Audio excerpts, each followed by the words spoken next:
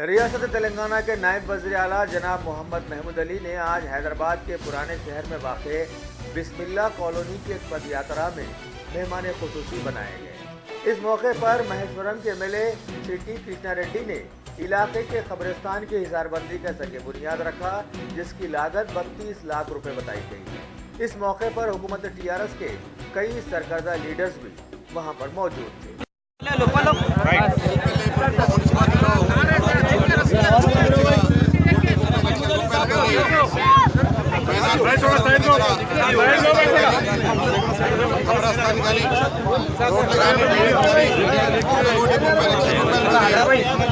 ప్రణాళిక సిద్ధం చేసి జల్పల్లి మున్సిపాలిటీలో ఎప్పుడు లేని విధంగా ఈ 3 సంవత్సరాల అభివృద్ధి జరుగుతూ ఉంది.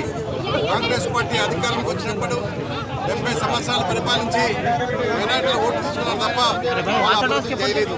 ఇలా మా డిప్యూటీ సీఎం సాబ్ వచ్చి ఈరోజు ఇంచుమించుగా కోటికి పైన ఈరోజు ఈ జల్పల్లి మున్సిపాలిటీలో కమిషనర్ గారు, ఎంపీపీ గారు, ఎంపీటీసీ గారు, మా ఎంపీ గారు, నేను అందరం కలిసి ఈరోజు ఇక్కడ ఉన్న ప్రజాప్రతినిధులు అందరూ కూడా మైనారిటీ సోదరులు ఎక్కడున్నారో వారిని గుర్తించుకొని మన ముఖ్యమంత్రి గారు కేసీఆర్ గారు అనేకమైన పథకాలు తీసుకుంటూ ఈరోజు వారికి రిజర్వేషన్ కూడా కల్పించాలి, వారికి కూడా అక్కడ చేసుకోవాలి, మైనార్టీ కూడా మన ఎప్పటి ఉండాలి. క్రిస్టియన్ మైనార్టీస్ అందరూ కూడా ఈరోజు వాళ్ళ షాదీ ముబారక్ కానీ అదేవిధంగా అన్ని విధాలు ఆదుకుంటానికి మన ముఖ్యమంత్రి గారు ముందుకు వచ్చారు. ఈ ప్రాంతంలో ఇంచుమించుగా 300 మందికి షాదీ ముబారక్ ఇవ్వడం జరిగింది.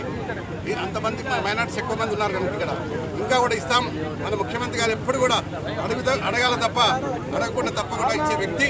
అడిగిన వెంటనే మైనార్టీ సోదరులకు అందరూ కూడా 12% రిజర్వేషన్ చేస్తానని మాట ఇచ్చిన ఏకైక ముఖ్యమంత్రి కేసీఆర్ గారిని సందర్భంగా తెలియజేసుకుంటూ ఈరోజు ఎంపీ గారు, ఎంపీపీ గారు, ఎంపీటీసీలకు ఇక్కడ ఉన్న ప్రజాప్రతినిధులకు అందరూ కూడా ముఖ్యంగా ఏనాడు కూడా కాంగ్రెస్ పార్టీ అధికారంలో ఉండి ఏ ప్రాంత అభివృద్ధి చేసుకోలేదు. మైనారిటీ ఓట్లు తీసుకొని పోయినారు తప్ప వేరే ఆలోచన వాళ్ళకి లేదు. ఇప్పుడు కూడా వాళ్ళకేదో ఆశ ఉంది, కానీ మన మైనారిటీస్లో పూర్తిగా ఈరోజు టీఆర్ఎస్ పార్టీకి మన ముఖ్యమంత్రి గారికి ఎప్పటి అన్ని విధాలు ఆదుకుంటారని మేము ఉన్నాం. తప్పకుండా ఈ ప్రాంత అభివృద్ధి కోసం టీఆర్ఎస్ పార్టీ కట్టుబడి ఉంది.